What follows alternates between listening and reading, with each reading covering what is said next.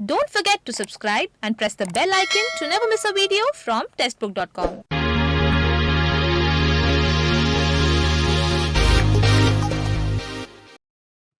नमस्कार, स्वागत है आपका टेस्टबुक.com में।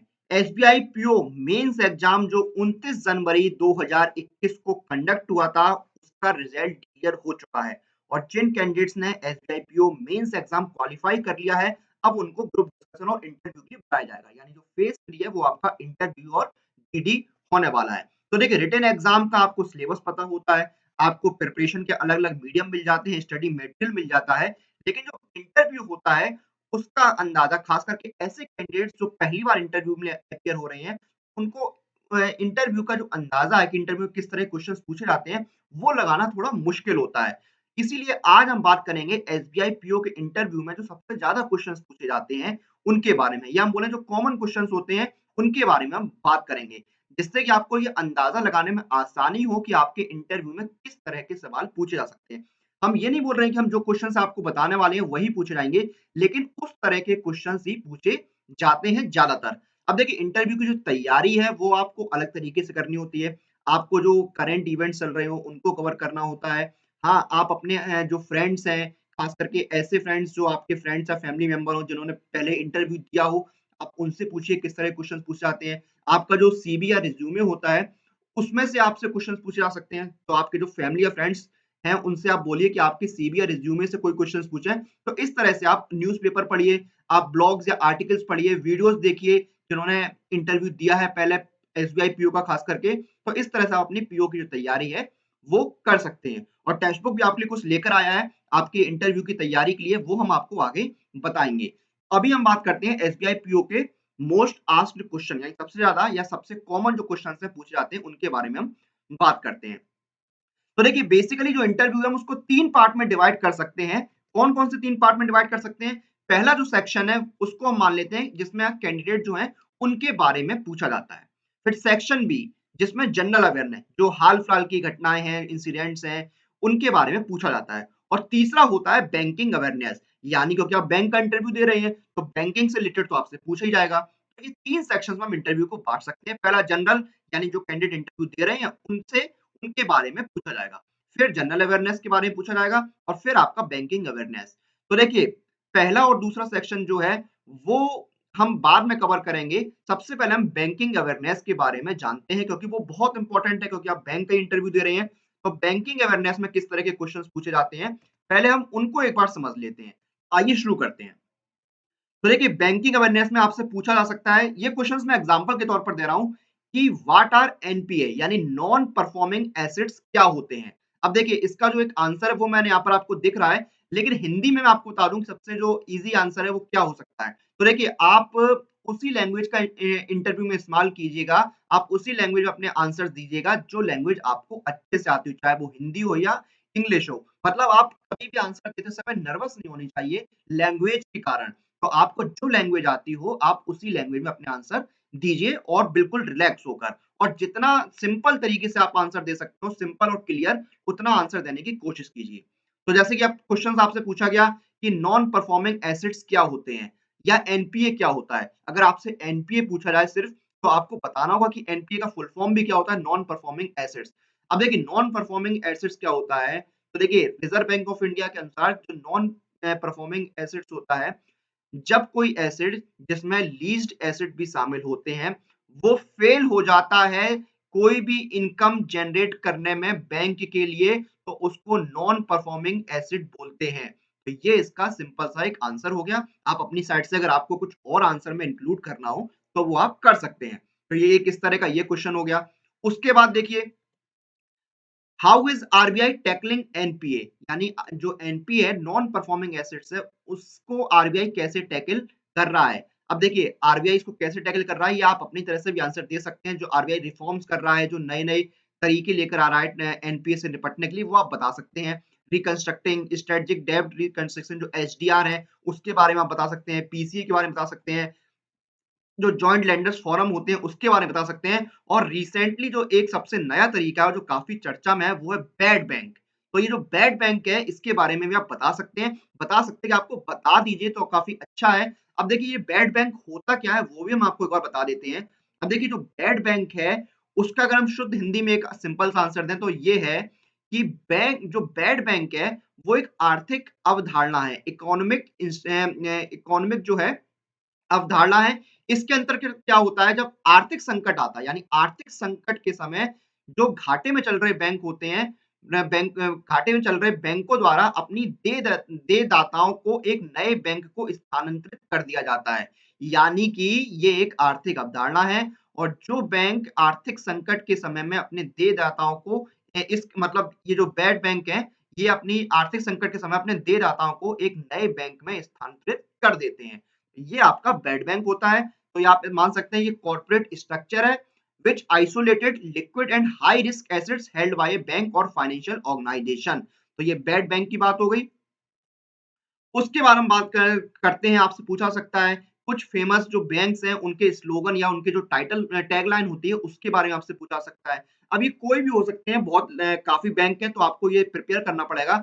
अब हो सकता है वो ये आपसे ये पूछ लें कि एसबीआई की टैगलाइन क्या है? तो आप बता दीजिए the nation bank banks on us ये एसबीआई का स्लोगन है, टैगलाइन है। प्योर बैंकिंग नथिंग एल्स ये भी एसबीआई का है। The banker to every Indian ये भी एसबीआई का है। और एक्सिस बैंक का अगर पूछें आपसे एक्सिस बैंक का है बढ़ती का नाम जिंदगी। बैंक ऑफ बड़ौदा का अगर आपसे पूछे तो वो है India's international bank. ICI bank का अगर आपसे पूछे तो वो है हम है ना। तो इस तरह से आपसे पूछ सकते हैं किसी भी बैंक का ये मैंने एग्जांपल दिया है। या ऐसा भी हो सकता है वो आपसे पूछा है कि बढ़ती का नाम जिंदगी किस बैंक का स्लोगन या टैगलाइन है तो आपको बता देना है कि एक्सिस बैंक का है। फिर उसके बाद देखिए क्या है आपसे पूछा सकता है कि जो आरटीजीएस और एनईएफटी होते हैं, इनमें क्या फ़र्क होता है?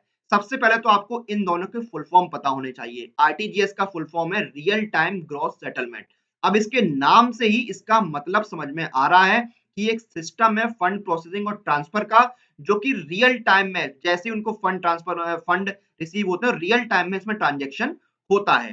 तो इसके नाम से समझ में आ गया। अब एनईएफटी में क्या होता है? आपने काफ़ी सुना होगा पैसे ट्रांसफर करते समय। National electronic fund transfer. अब ये क्या है? ये पेमेंट सिस्टम है। This payment system is nation wide payment system that facilitates one two one fund transfer. यानी कि ये नेशन वाइड पेमेंट सिस्टम है जो वन टू वन फंड को ट्रांसफर करता है। इसके बारे में अगर आपको कोई और एक्स्ट्रा पॉइंट बताना हो तो वो आप इंक्लूड कर सकते हैं। ये मैं बहुत सिंपल तरीके से आपको बता रहा हूँ। फिर उसके बाद देखिए कि डिसइन्वेस्टमेंट क्या होता है और इसके मेन ऑब्जेक्टिव क्या हैं।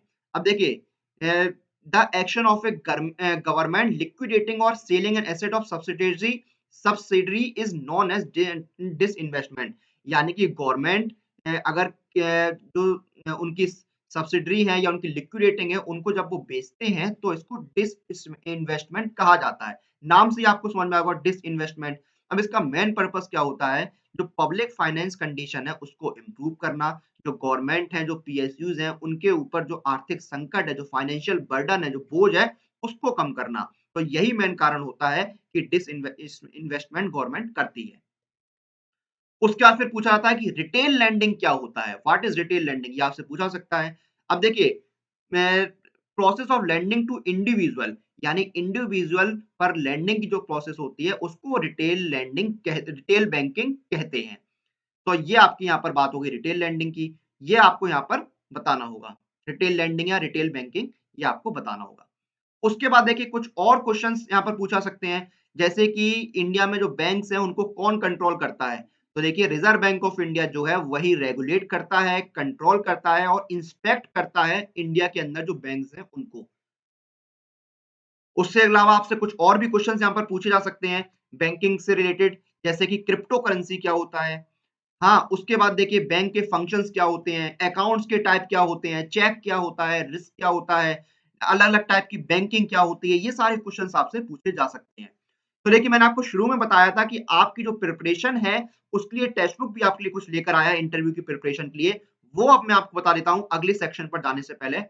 तो देखिए टेक्स्ट बुक सिलेक्ट आपके लिए लेकर आया है bank PO interview live coaching. अब देखिए इस लाइव कोचिंग में आपकी इंटरव्यू की प्रिपरेशन कराई जाएगी। इसमें आपको लाइव क्लासेस मिलेंगी 15 से ज़्यादा, 10 प्लस टेस्ट मिलेंगे, 100 प्लस प्रैक्टिस क्वेश्चंस मिलेंगे और 10 से ज़्यादा पीडीएफ नोट्स आपको इसमें मिलने वाले हैं। तो आपकी यहाँ पर इंटरव्यू की प्रिपरेशन होगी ताकि आप अपने इंटरव्यू में अच्छे से परफॉर्म कर सकें, उसके साथ-साथ आपके अलग-अलग एग्ज़ाम्स की जो कंप्लीट प्रिपरेशन है, उसकी सबसे अच्छा ऑप्शन है ये टेक्स्ट बुक पास, क्योंकि इस एक पास के अंदर आपको 100 से ज़्यादा कोर्सेज़ और 12,000 से ज़्यादा मॉक टेस्ट मिलते हैं, एग्ज़ाम की स्ट्रेटजी के वीडियोज़ और एक्सपर्ट की गाइडेंस मिलती है। तो ये है आपके लिए one pass for complete learning of 100 plus exam. तो देखिए आपका ये बैंकिंग अवेयरनेस के इस तरह के क्वेश्चंस आपसे पूछे जाते हैं। अब हम बात करते हैं अबाउट कैंडिडेट यानी सेक्शन ए। अब सबसे पहले आपसे पूछा जाएगा कि अपने बारे में कुछ बताइए। तो आप सबसे पहले बताइए आप कहाँ से बिलॉन्ग करते हैं, आपकी जो परवरिश है वो कहाँ पर हुई है, आप कहाँ पर आपका जन्म हुआ, ये जानकारी आप बहुत बेसिक अर्ली लाइफ के बारे में अपनी दे सकते हैं। उसके बाद अपनी एजुकेशन के बारे में आप बताइए कि आपकी एजुकेशन क्या है। फिर अगर आप वर्तमान में कोई काम कर रहे हैं, कोई जॉब कर रहे हैं, तो उसके बारे में बताइए, या अगर आप कोई और तैयारी कर रहे हैं किसी एग्जाम की या और कोई काम कर रहे हैं, तो उसके बारे में आप बता दीजिए। अब अगर आप जॉब के बारे में बताएँगे अपने, तो हो सकता है वो पूछें कि आपका जो करंट जॉब है, आप उसको क्यों छोड़ना चाहते हैं? उसमें आपका नेचर ऑफ ड्यूटी क्या है, यानी आपका जॉब प्रोफाइल क्या है? तो ये सारे क्वेश्चन्स आपसे पूछे जा सकते हैं आपके बारे में। ये आपके ऊपर डिपेंड करता है कि आप अपने बारे में कितना बताना चाहते हो, क्या बताना चाहते हैं। उसके बाद अगर आपसे पूछा जा सकता है कि आपका जो होम टाउन है, उसके बारे में कुछ स्पेशल हो तो वो आप बताइए। अब इस पे भी आपका डिपेंड करता है कि आप किस होम टाउन से बिलॉन्ग करते हैं। अगर कोई फेमस जगह है तो आप उसके बारे में बता सकते हैं। सपोज़ आप दिल्ली से हैं तो आप बता सकते हैं वहाँ पर जो इंडिया गेट है उसके बारे में बता सकते हैं। अब ऐसा हो सकता है आप मान लो इंडिया गेट की बात करें तो पूछ दें इंडिया गेट कब बना था? किसने बनवाया था? तो इस तरह के क्वेश्चन आ सकते हैं। या फिर हो सकता हो आपके सिटी का फेमस फूड वहाँ पर पूछा सकता है कि आपके शहर का फेमस फूड क्या है? या कोई फेमस प्लेस हो आपके शहर के अंदर या कोई फेमस मॉन्यूमेंट हो, तो उससे रिलेटेड आप कुछ बता सकते हैं। या आपके शहर का कोई हिस्टोरिक इवेंट हो या कोई हिस्ट्री हो काफ़ी फेमस, उसके बारे में भी आप बता सकते हैं। यानी जो भी स्पेशल चीज़ हो आपके शहर के बारे में, आप वो बता सकते हैं। ये आप पे डिपेंड करता है। बेसिकली ये जो कि आपके बारे में जो पूछा जाएगा, वो आप पे डिपेंड करता है कि आप क्या बताना चाहते हो, कैसे बताना चाहते हैं। उसके बाद कुछ और क्वेश्चन्स आपसे पूछा सकते हैं आपके बारे में, जैसे कि क्या आप गवर्नमेंट सेक्टर में क्यों आना चाहते हैं, प्राइवेट सेक्टर की जॉब क्यों नहीं करना चाहते हैं? ये आपके ऊपर डिपेंड है, आपका क्या रीज़न है। उसके बाद आप आने वाले 5 सालों में अपने आप को कहाँ पर देखते हैं? ये आपके ऊपर डिपेंड करता है। फिर आप बैंकिंग सेक्टर ही क्यों जॉइन करना चाहते हैं? ये पूछा जा सकता है। उसके बाद क्या आप इस जॉब को छोड़ देंगे अगर आपको बेटर अपॉर्च्युनिटी मिलती है, अगर कोई अच्छा मौका मिलता है? तो इस तरह के क्वेश्चन्स आपसे पूछे जाएँगे और ये टोटली आपके ऊपर डिपेंड करेगा कि आप इनके क्या आंसर देना चाहते हैं। फिर हम बात करते हैं जनरल अवेयरनेस। अब देखिए जनरल अवेयरनेस में बेसिकली क्या है, जो हाल-फिलहाल के इंसिडेंट्स होते हैं उनके बारे में पूछा जाता है। जैसे कि अगर हम आज की डेट की बात करें तो फरवरी में यूनियन बजट आया था 2021-22 का, तो उससे रिलेटेड क्वेश्चन आपसे पूछा जा सकता है कि जैसे कि आपकी बजट पर क्या राय है? तो देखिए यहाँ पर आपकी राय माँगी गई है कि आपकी बजट पर क्या राय है? तो आपसे ये नहीं पूछा कि बजट में क्या था, तो आपको ओपिनियन बतानी है बजट को लेकर क्या है? आपको बजट में क्या अच्छा लगा, क्या खराब लगा? फ्यूचर में आप बजट को इस तरह के किस तरह से देखते हैं? क्या आपको लगता है कि कॉमन मैन को या इकोनॉमी को बजट से क्या फ़ायदा होगा? जो भी आपकी ओपिनियन हो, आप देखते हैं ना बजट पेश होता है तो जो एक्सपर्ट हैं वो बजट पर अपनी राय रखते हैं, तो ऐसे ही आपको बजट पर अपनी राय रखनी है यहाँ पर। ओपिनियन पूछा गया है आपसे कि बजट पर आपकी क्या ओपिनियन है? तो जो भी आपकी ओपिनियन हो बजट के बारे में वो आप बता दीजिए। अब ये मैं बजट एग्ज़ाम्पल दे रहा हूँ, ऐसा नहीं कि आपसे बजट ही पूछा जाएगा, मैं यहाँ पर एग्ज़ाम्पल बता रहा हूँ आपको। उसके बाद देखिए कि जैसे आपसे मान लीजिए बजट की बात चल रही है, तो फिर आपसे पूछ सकते हैं कि बजट में कोई ऐसी योजना की घोषणा हुई हो जो आपको सबसे ज़्यादा पसंद आई हो, तो उसके बारे में बता सकते हैं। कोई भी योजना आपको पसंद आई हो बजट में, तो आप बता दीजिए। उसके पीछे का रीज़न आपको पता होना चाहिए कि आप उसको अच्छा बता रहे हैं अगर, तो उसके पीछे का कारण क्या है? क्यों आपको वो स्कीम इतनी पसंद आई है? तो वो आपको पता होना चाहिए। उसके बाद देखिए, आपसे ऐसे वर्तमान की मैं बात कर रहा हूँ, आपसे पूछा सकता है कि इंडिया में 2 कोविड वैक्सीन जो हैं, उनका इस्तेमाल हो रहा है वैक्सिनेशन में। तो वो कौन-सी हैं 2 वैक्सीन? तो उसमें आप बता सकते हैं कि कोवैक्सीन और कोविशील्ड, जो सीरम इंस्टीट्यूट ऑफ इंडिया और भारत बायोटेक की हैं। तो इनका आप बता सकते हैं इनके बारे में। उसके बाद देखिए फार्मर्स लॉ जो है अभी काफ़ी चर्चा में है, तो आपसे पूछा सकता है कि जो 3 नए किसान बिल आए हैं, कृषि कानून आए हैं, उनके बारे में आप बताइए कौन-कौन से हैं? और जो किसानों का प्रोटेस्ट चल रहा है, जो मूवमेंट चल रहा है इन 3 बिलों को लेकर, उस पर आपकी क्या राय है? इसमें बेसिकली आपसे राय पूछी जाएगी कि आपकी क्या राय है? तो आप बता दीजिए 3 कौन-कौन से कृषि कानून आए हैं।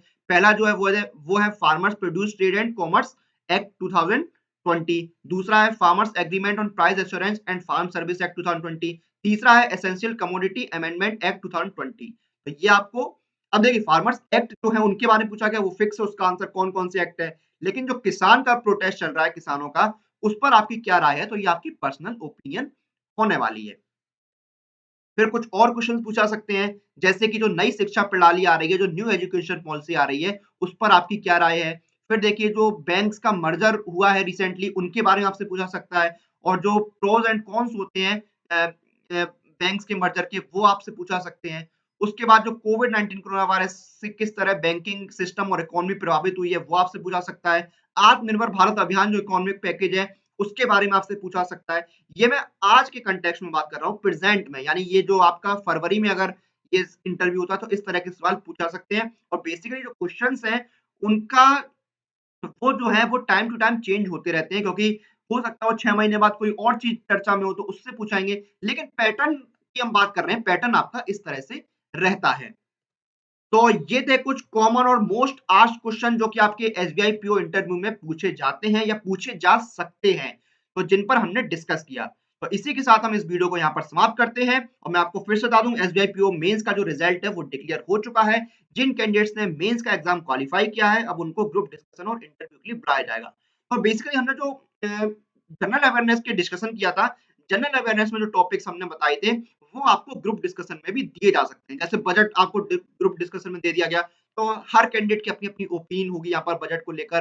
कोई पॉजिटिव ओपिनियन बताएगा, कोई नेगेटिव बताएगा, कोई उसके प्रोस बताएगा, कोई कॉन्स बताएगा। तो ये आपके जो होते हैं, जैसे फार्मर प्रोटेस्ट है, उस पर भी आपको ग्रुप डिस्कशन में टॉपिक दिया जा सकता है। तो ये सारी चीज़ें आपकी जो जीए की होती हैं, वो आपकी इंटरव्यू के साथ-साथ जीडी में भी पूछी जा सकती हैं।